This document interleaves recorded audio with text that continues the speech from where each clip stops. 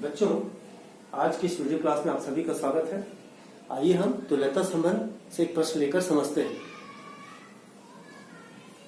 ये एनसीईआरटी की पाठ्य पुस्तक प्रश्न 1.1 का प्रश्न क्रमांक 9 है। इसको लेकर के हम तुल्यता संबंध को सीखते हैं। ये प्रश्न है, ये प्रश्न आप बोर्ड पे देख सकते हैं। सिद्ध कीजिए कि समुच्चय A is equal to x belongs to Z such that 0 is less than or equal to x is less than or equal to 12 में परिभाषित संबंध R क्रमिक युग्म AB such that mod of A minus B चार का एक गुणज है, एक तुल्यता संबंध है तथा प्रत्येक दशा में एक से संबंधित अवयवों को ज्ञात कीजिए। तो हम सबसे पहले तुल्यता संबंध को देख लेते हैं। ये पिछले वीडियो क्लास में बताया जा चुका है, फिर भी मैं एक रिकॉल कर देता हूं। इसके लिए हमें पहले स्वतुल्य है या नहीं ये देखना होता है। संबंध स्वतुल्य है या नहीं। स्वतुल्य है ये कैसे आप जानेंगे कि for all a belongs to समुच्चय ए देयर एम्प्लॉइज क्रमिक युग्म ए बिलोंग्स टू आर होना चाहिए। और यदि स्वतुल्य नहीं है इसकी पहचान कि यदि there exist a belongs to a परंतु a does not belongs to are होना चाहिए, तो इससे हम स्वतुल्यता की पहचान कर लेंगे। दूसरा, सममित है या नहीं। तो सममित है इसके लिए ये दो अवयव लेते हैं। मान लो a b belongs to a.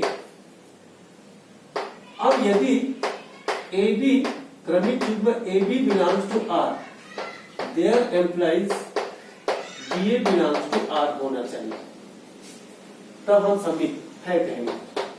और सममित नहीं है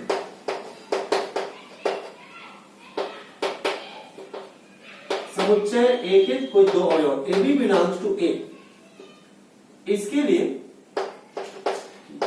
ए बी बिलोंग्स टू आर परंतु b a does not belongs to r, तब सममित नहीं है कहेंगे। और तीसरा, संक्रामक। तो संक्रामक है, इसके लिए हम तीन एलिमेंट लेते हैं ए बी सी। मान लो a b c belongs to set a तथा ए बी एंड क्रमिक युग्म b c belongs to are, there employees a c belongs to are होना चाहिए। ए बी यहां पर ध्यान देने की जरूरत है। ए बी यहां पर दूसरा एलिमेंट बी है, वो यहां पर पहला एलिमेंट है, तो ए बी आर के अवयव होना चाहिए और बीसी भी आर के अवयव होना चाहिए। तब हमें देखना है कि एसी भी आर के अवयव होना चाहिए, तब संक्रामक मानते हैं। और संक्रामक नहीं है तो हम इसी के लिए इसको याद रखेंगे। और a b c belongs to a और a b and b c belongs to r, परंतु ए सी जैसा कोई क्रमिक युग्म अवयव आर में ना हो, यानी a c does not belongs to r. इसके आधार पे हम इस सवाल को करते हैं। आइए इस सवाल को देखते हैं।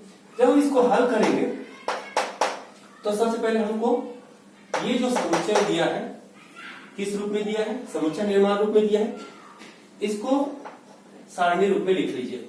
तो क्या क्या आ जाएगा, जेड क्या है, पूर्णांक है। पूर्णांक कहां से कहां तक है, 0 से 12 तक है, तो इसको लिख लीजिए 0 1 2 3 4।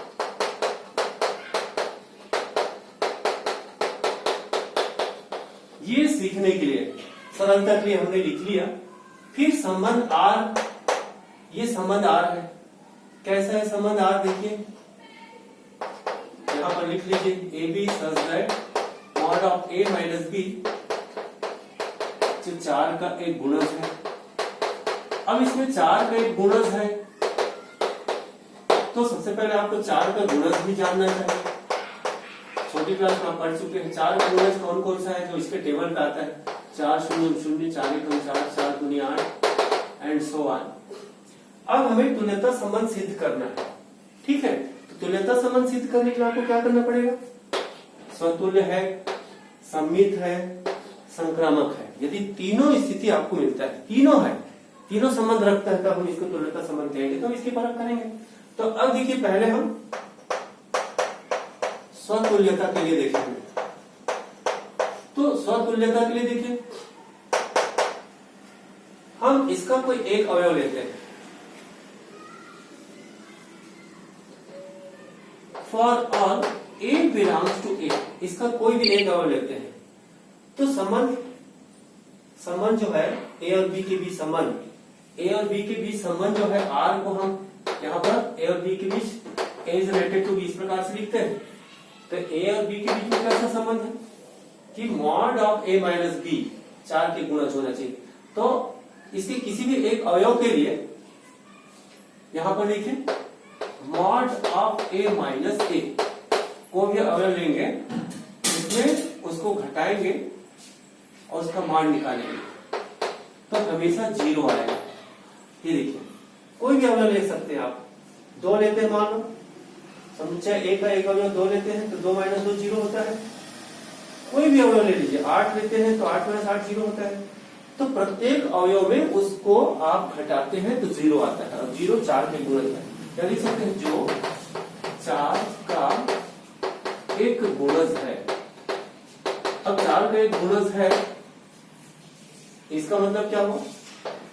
Therefore, आपको भी लगा कि for all A belongs to A, there implies A belongs to R है।